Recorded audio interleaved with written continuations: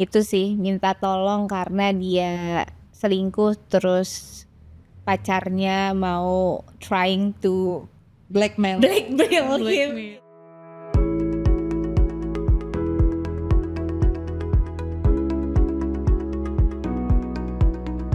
Standar housing for expat sama standar rumah yang dibangun di Indonesia gitu kan ya. Ini kan jadi challenge juga nih buat kita kan. Bisa cerita sedikit nggak mengenai itu? Iya, ini yang paling di highlight sih sebenarnya. Ketika mereka datang ke sini, basically mereka ekspektasinya rumah sewa itu kayak yang di film-film. Kalau pernah nonton nih film-film atau nonton HGTV deh, rumah-rumah yang untuk disewa di luar negeri itu basically udah ready to move in. You just bring your luggage and basically tomorrow you can move in. So everything is set up di sana, semuanya rapi, bersih. Basically kalau misal lo ke Jakarta with Jakarta's market, itu lo datang bisa jadi tembok lo belum dicat, gitu. Lantai lo masih ada rusak di mana-mana. Nah itu yang paling susah buat kita ngejelasin.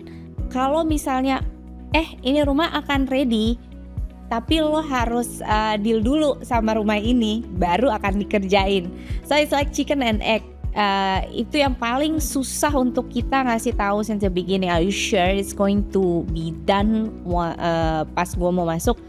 Ya itu yang paling challenging buat kita untuk ngejelasin sih, karena pretty shocking buat mereka, especially yang datang dari Europe. Mereka kalau datang ke property viewings, mereka akan pretty much shocked because the pool sometimes gak ada airnya, kering atau airnya hitam atau airnya hijau gitu kan. Terus tapi that's the magic of Indonesia ya. You have to explain that our manpower is quite cheap compared to European. Jadi lo kalau nyari tukang basically gampang gitu. Dan owner kalau misalnya mau selesain dalam jangka waktu dia bilang 3 minggu ya 3 minggu gitu. Dia mau keluarin 30 orang, 30 buruh buat ngerjain, it will done gitu, it will be done on time. Aja sehari ya Bu ya. Iya exactly gitu. Jadi kayak project Roro Jonggrang ini susah banget dijelasin karena balik lagi ke perbedaan culture sih ya. Dan itu lebih baik, makanya kita selalu kalau bisa ngobrol dulu sebelum hari H kita jalan gitu, supaya hal-hal ini bisa di set. Balik lagi ke kata Farah, set expectation-nya itu loh yang challenging. Ketika dia datang, lo jangan kaget ya, rumah di Jakarta itu kondisinya kan seperti ini. But again balik, lo harus tahu manpower di sini itu banyak, murah dan banyak. So when they say they will do it on time. Gitu sih. Nah, kalau dari pengalaman kita semua nih ya gitu kan, kita kan tahu kalau rumah-rumah untuk orang lokal tuh seperti apa. Rumah-rumah yang kita tinggalin deh sekarang gitu kan ya. Nah, banyak nih mungkin followers atau viewers kita yang nggak tahu sebenarnya rumah-rumah kayak ekspat tuh apa sih bedanya sama rumah-rumah penduduk Indonesia kebanyakan gitu ya. Terus udah gitu harga sewanya fantastis lah ya, karena mereka memang kan dibayar oleh perusahaannya gitu kan. Tapi apa sih yang lo inget rumah-rumah ekspat untuk sewa ekspat versus rumah-rumah lokal? Perbedaannya tuh gimana? Kemarin ya, gue baru dapet kasus banget nih. Jadi orang mau pindah dari compound ke area Pondok Indah.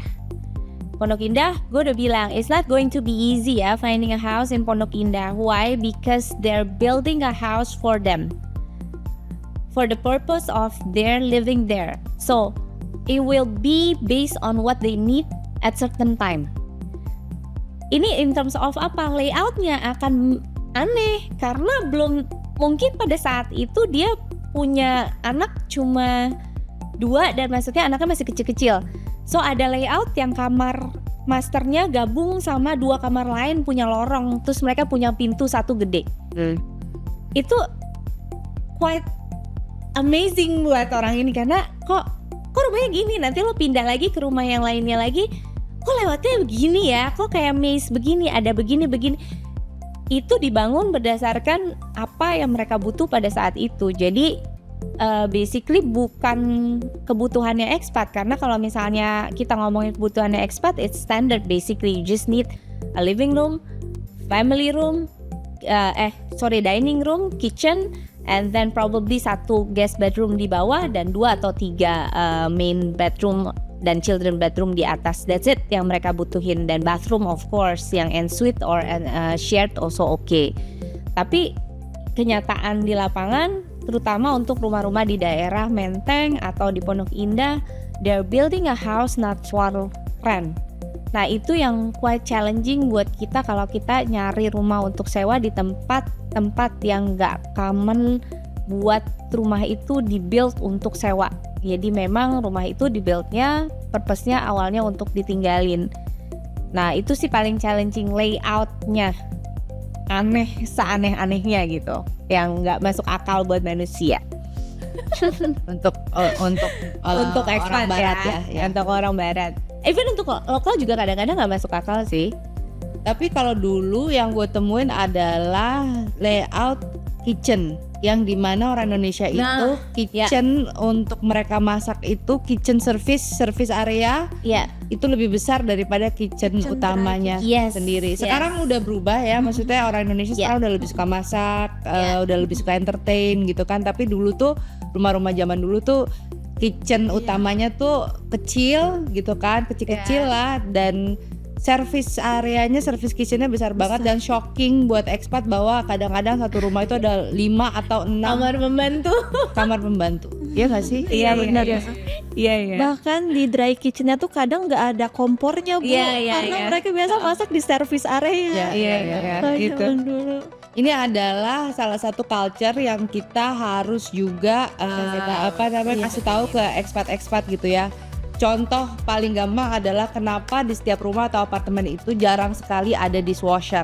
Karena di Indonesia ya menjadi dishwasher gitu kan, maksudnya karena labor itu murah, masih cukup murah, maka yang mencuci piring itu adalah ART di rumah gitu kan. Jadi dishwasher itu nggak common buat orang Indonesia. Justru dishwasher itu adalah luxurious appliances ya nggak sih? Betul. Iya, especially for electricity bill ya.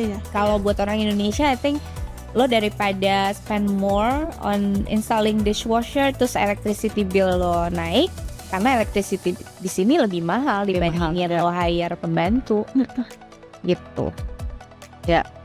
Oke, terus nih balik lagi, tadi mungkin Igna udah jelasin, cuman pengen nanya lagi, profesi kita ini selain kita nyari rumah buat expat ya, which is itu adalah kerjaan utama kita, apalagi sih yang kita bantuin biasanya? Banyak banget ya. Sesimpel kayak ngajarin mereka ngegunain Gojek, karena kan Mesenin makanan. Iya, karena kan di Gojek tuh selain bisa buat transport motor, mobil, itu juga bisa buat GoShop, GoMet, sama GoFood. Nah kita tuh harus ngajarin nih kalau pembayarannya nih bisa pakai cash, bisa pakai GoPay. Terus selain itu juga kadang-kadang tuh mereka suka nanya gitu, kalau misalkan ke bar terdekat di mana sih, atau mungkin mereka juga nanya,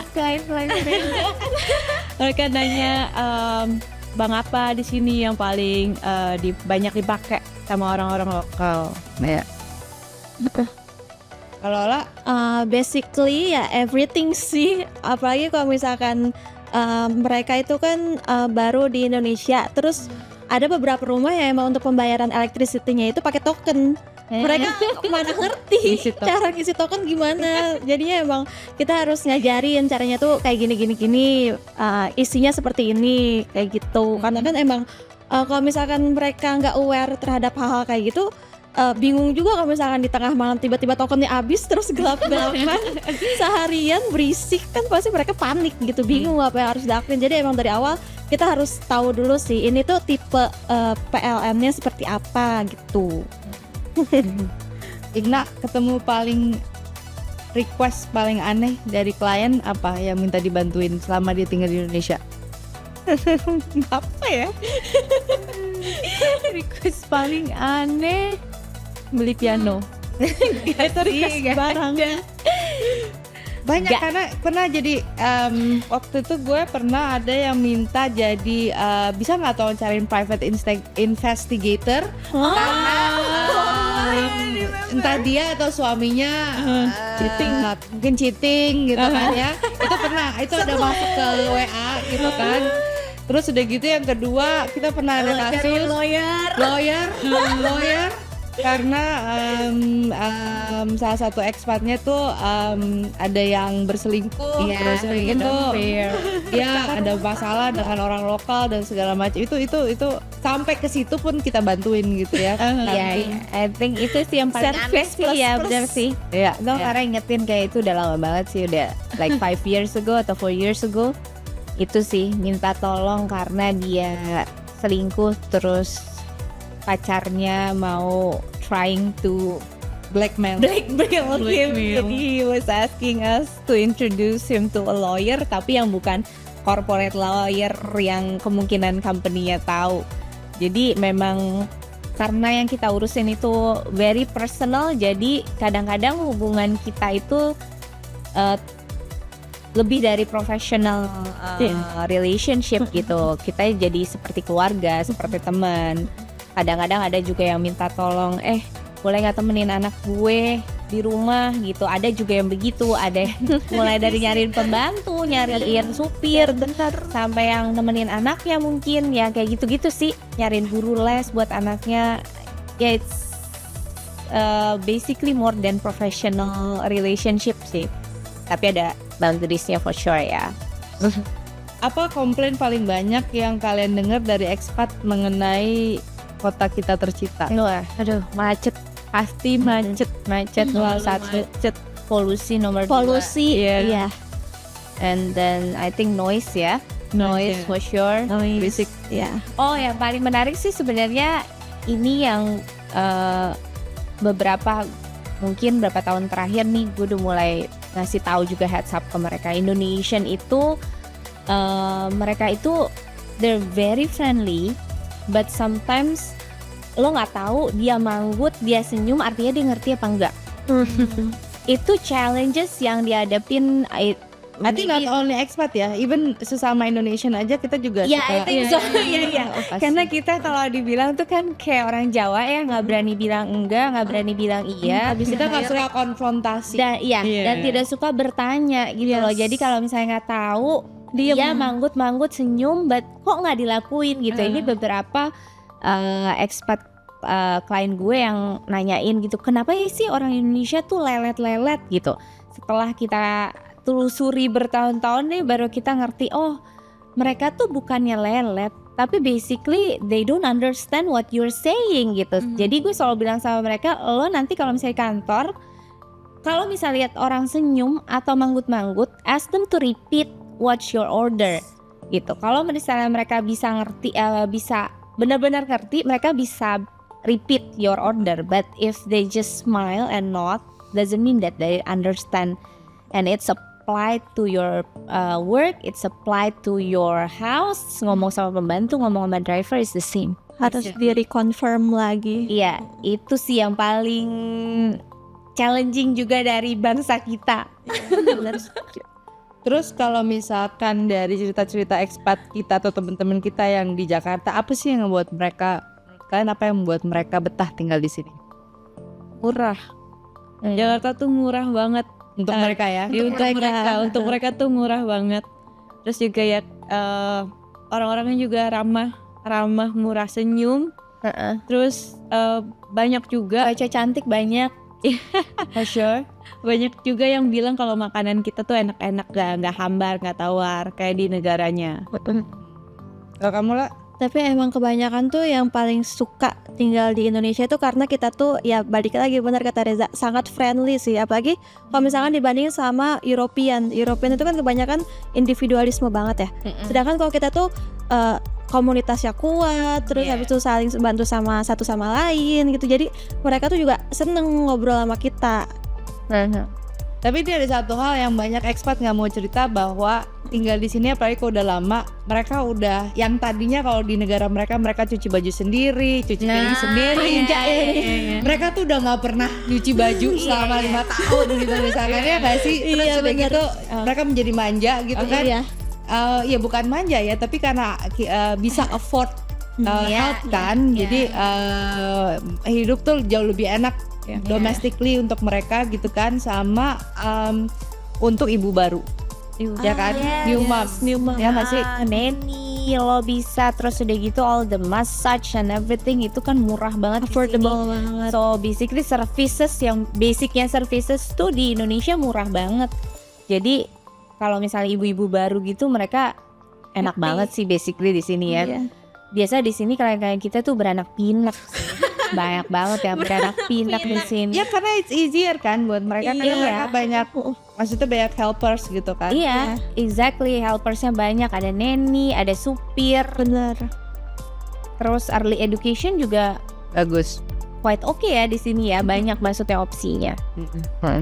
Dan I think yang ini yang viral dari akunnya Noble adalah membesarkan anak di Indonesia versus membesarkan anak di luar kan. Iya. Jadi automatically karena anaknya tuh besar di Indonesia, bonding kekeluargaan, rasa kekeluargaannya, terus Sopanannya, ya. Konsentunya. ya itu langsung adapt ke anaknya gitu loh, yang mungkin kalau di negara lain atau di negara barat mereka kurang di situ, ya nggak sih?